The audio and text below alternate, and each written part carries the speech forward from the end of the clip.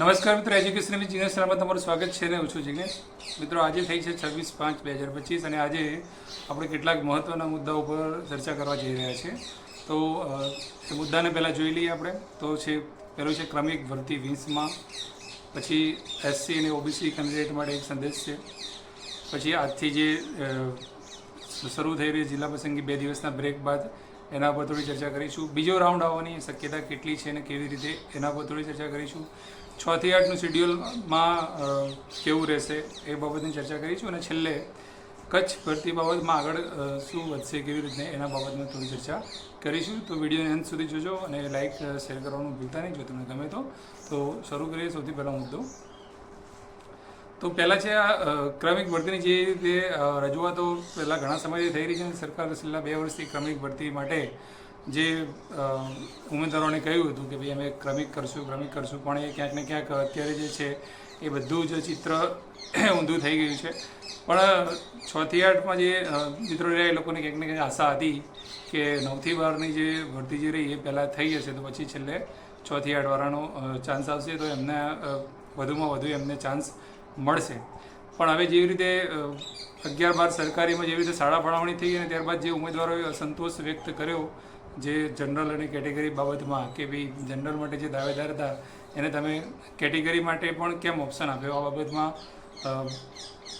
થોડા ઉમેદવારોએ અસંતોષ કર્યો અને ત્યાં આગળ રજૂઆતો કરી. તો હવે જે ભરતી સમિતિ જે છે એ લોકોએ મતલબ સરકારે એમની પાસે ખુલાસો માગ્યો છે અને ભરતી સમિતિનું કામ જે છે એ સરકાર પાસે ગયું છે અને હવે ત્યાંથી એ લોકોને જે રીતે સજેશન મળે છે એ રીતે ફરીથી સ્ટાર્ટ થશે.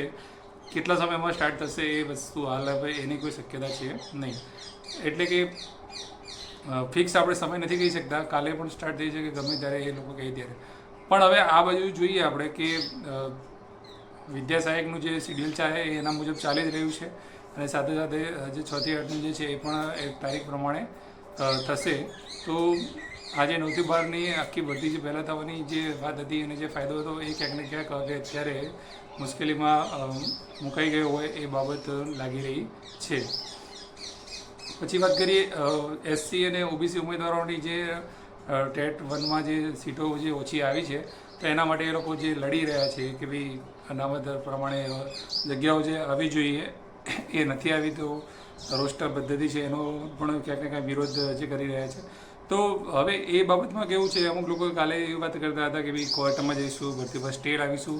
તો આ બધી જે વાતો જે છે એ રોસ્ટર મુજબ જે જગ્યાઓ છે એના કારણે આ વસ્તુ તો શક્ય નથી. પણ એક વસ્તુ કરવા જેવી છે કે ભાઈ જેટલા પણ ઉમેદવારો જે છે રજૂઆત જે છે તમારી એ પ્રકારનું બનાવવું જોઈએ. મેં કાલે ગ્રુપમાં પણ મેસેજ કર્યા હતા કે ભાઈ જેટલી પણ ઓપનની સીટો જે ટેટ 1માં આપવામાં આવેલી છે જનરલ માટે તો એવી રજૂઆત કરો કે ભાઈ સૌથી પહેલાં જેટલી પણ ઓપનના કેન્ડિડેટ આવે છે એટલે જેટલી પણ સીટો ભરાય છે એટલી બધી ભરી નાખો એમનાથી. એ બાબતનો કોઈ વાંધો હોવો જોઈએ નહીં. ત્યારબાદ જે ઉંમર અને માર્ક્સના કારણે જે કેટેગરીના લોકો જે છે એ જે ઉપરની સીટ ઉપર નથી લઈ શકતા અને ઉપરની સીટો ખાલી રહે છે, ઉપરના ઉમેદવારો નથી મળતા તો જે પાછળ કેટેગરીના ઉમેદવારો રહે છે એમને પાછળ મેરિટના ધોરણે એમને પસંદગી આપવામાં આવે. બરાબર છે. આ જ ભરતી જો આ સામાન્યની અંદર થોડું ઘણું મળશે તો એનો તો વાંધો નથી, પણ જે કચ્છની સ્પેશિયલ ભરતી થવાની છે એની અંદર આ ખૂબ જ વધારે ફાયદો થશે. પણ જો તમે ઊંધી રજૂઆતો કરવા જશો, સ્ટે લાવી દઈશું, આમ કરી દઈશું, તેમ કરશું તો સરકાર કશું જ નહીં કરે. આપણે તમારે કામ ઘટાડવાનું છે, નિયમમાં ફેરફાર કરાવવાનો છે. તો જે સ્વીકાર્ય હોય અને એ લોકોને યોગ્ય લાગે એવી રજૂઆતો કરવી વધારે હિતાવહ છે. બરાબર છે. પછી આગળ વાત કરીએ કે ભાઈ આજથી જે છે 26 તારીખથી 1 થી 5 જિલ્લા પસંદગીનો 3જો દિવસ શરૂ થઈ રહ્યો છે કે જે પણ મિત્રોને આજે કોલ લેટર છે એ તમામને એમનો પસંદગીનો જિલ્લો મળે તેવી શુભકામનાઓ છે. અને સાથોસાથ જે પણ વેબસાઇટ ઉપર ડેશબોર્ડ આપેલું છે એની અંદર જે જગ્યાઓ જે છે એ અપડેટ થતી રહેશે. તો અત્યારે એ બંધ છે તો જેવી પણ હમણાં શરૂ થશે 10 વાગે આસપાસ તો એ અપડેટ થવાનું ચાલુ રહેશે. તો જે પણ મિત્રો જોવા માગે છે પોતાના જિલ્લામાં કેટલી સીટો બાકી છે શું છે તો એ તમે ફોનમાં તમે જે છે એ અપડેટ એને રાખી શકો છો. અને જ્યાં પણ તમને જિલ્લા પસંદગીમાં અંદર બોલાવવામાં આવે ત્યારે તમારો ફોન તમે જોડે રાખી શકો છો. ફોન સાયલેન્ટ કરીને બાજુ રાખવાનો તમારે અને જ્યાં સુધી તમે કોમ્પ્યુટર ટેબલ ઉપર પહોંચો નહીં ત્યાં સુધી તમે વારંવાર ત્યાં તમે જોઈ શકો છો કે કયા જિલ્લામાં કેટલી સીટો ઓછી થઈ, તમારે સામે લેવું છે, શું છે, એ બધું તમે અપડેટ રહી શકો છો. પછી વાત કરીએ બીજા રાઉન્ડની શક્યતા કેટલી છે, કોનો વારો આવી શકે છે એ રીતને.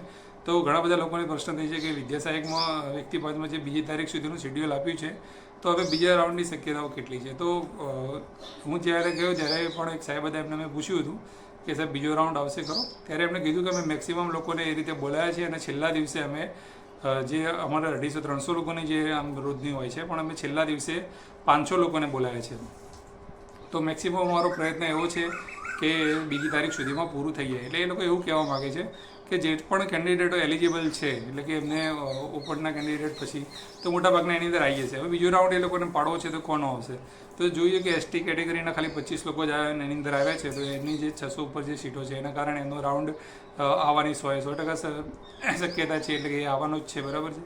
પછી ઓપનની જે સીટો રહી એ થોડી ઘણી જે સાયન્સની સીટો હતી એ એની અંદર કન્વર્ટ કરવામાં આવી છે, બરાબર. તો એસસી અને ઓબીસીની સીટો તો નથી વધી, પણ ઓપન અને એસટીની થોડી ઘણી સીટો વધી છે. તો એ વધારાની સીટો જે છે એની ઉપર પણ થોડી ઘણી જગ્યાઓ જે છે વધારે થવાના કારણે તો એ પણ બીજો રાઉન્ડ એના લીધે પણ જોઈ શકીએ કે આવવાની શક્યતા છે. તો ઓપન અને એસટી માટે અને ક્યાંક ને ક્યાંક થોડું ઘણું ઈડબ્લ્યુએસ માટે પણ બીજો રાઉન્ડ આવવાની પૂરેપૂરી શક્યતા છે. અને ઓબીસી માટે અને જે એસસી માટે જે રહ્યું એ હાલની શક્યતા એવી છે કે જે પણ લોકોને એક્સેસ કોલ લેટર જ્યાં સુધી નીકળ્યા છે એમાંથી જ એ લોકોનું પૂરું થઈ જશે એવી હાલ શક્યતા જણાઈ રહી છે, બરાબર છે. પછી વાત કરીએ કે ક્યારે આવી શકે છે, તો એ લોકો ધારે તો બીજી તારીખે પણ મૂકી શકે છે કે ભાઈ 2 દિવસમાં બતાવી દઈએ, પણ કદાચ એવું લાગે એમને કે હાલ અમારે સેકન્ડ રાઉન્ડ આપની અંદર આપવો નથી, તો કદાચ એવું પણ કરી શકે કે 6 થી 8નો ચાલુ કરી દે, પાછળથી પૂરું થાય પછી બંનેને બીજા રાઉન્ડ પાડે, એવું પણ કરી શકે છે. પછી વાત કરીએ 6 થી 8 બાબતે. હવે 6 થી 8નું જે છે એ 30 તારીખે ફાઇનલ મેરિટ લિસ્ટ આવી જવાનું છે. એમને પૂછેલું હતું કે ભાઈ હવે કામ જે છે તારીખ મુજબ જ થશે, તો 30 તારીખે સાંજે જેનું ફાઇનલ મેરિટ લિસ્ટ અને પ્રથમ રાઉન્ડ જે છે એના જે કોલ લેટર જે છે એ પણ ઇસ્યુ કરી દેવામાં આવશે ઓનલાઈન. તો એ બાબતમાં થવાનું જ છે અને એ પણ જે છે લગભગ 15 તારીખ આસપાસમાં જે પણ ચાલશે એ પૂરું કરી દેવામાં આવશે.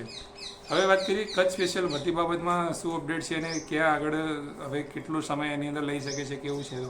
તો એ બાબતમાં પણ અમે ત્યાં અંદર પૂછ્યું હતું કે તો એ લોકોએ સામેથી જ કીધું હતું કે અમારે તારીખ મુજબ બધું કરવું પડે છે અને ઉપરથી અમને જે કીધેલું છે કે ભાઈ આટલા શેડ્યુલની અંદર અમારે બધું પૂરું કરવાનું છે. તો જેવી રીતે 1 થી 5 જિલ્લા પસંદગી પૂરી થાય છે એવી રીતે 6 થી 8ની પણ સાથે સાથે થશે અને જૂન મહિનાની અંદર જ પણ કચ્છનું કામ સ્ટાર્ટ કરી દેવાનો એ લોકોનો વિચાર છે, બરાબર. એમણે કહ્યું હતું કે ભાઈ હજુ અમારે આ પૂરું કરીને પાછળ અમારે કચ્છનું કામ પણ કરવાનું છે. તો હવે ગણીએ કે ભાઈ 30 તારીખ જે છે તો પહેલી તારીખ 1 થી 5 તારીખની વચ્ચે બની શકે કે કચ્છનું પ્રોવિઝનલ મેરિટ પણ આવી શકે છે અને આગળની પ્રોસેસ જે છે કારણ કે આ બધું જે છે બધું સાથે જ એમને પ્રોસેસ કરવાની છે, કારણ કે જે શિક્ષકોની ઘટ જે છે એ કચ્છમાં જ સૌથી વધારે છે અને કચ્છને થોડું પાછળ રાખી છે. તો એ લોકો એવું નહીં કે 2-3 મહિના લેટ કરશે જે અગાઉ કર્યું એવી રીતે, પણ જેવી રીતે પેલી દિવ્યાંગ ભરતી મહિનામાં પૂરી કરી નાખી એવી રીતે કચ્છનું શેડ્યુલ પણ પાછળ ચાલુ રાખી શકે છે. પણ જેવી રીતે આપણે વાત કરી કે ઓપનની સીટો જો કદાચ બાકી રહી જાય તો એ જે પણ કેટેગરીના કેન્ડિડેટ છે એ પ્રકારની રજૂઆત કરશો તો કચ્છની અંદર ચોક્કસથી ફાયદો મળશે, કારણ કે એ લોકોને શિક્ષકો ભરવાના છે. હજુ બીજી ટેટની પરીક્ષા લે તો ઘણી બધી વાર લાગી શકે છે અને ત્યાં સુધી એ લોકો રાહ જોઈ શકે નહીં. તો સારી એવી રજૂઆત, સારા એવા આવેદનો આપી અને સચોટ રજૂઆતો કરશો તો ચોક્કસથી એમાં સફળતા મળી શકે છે.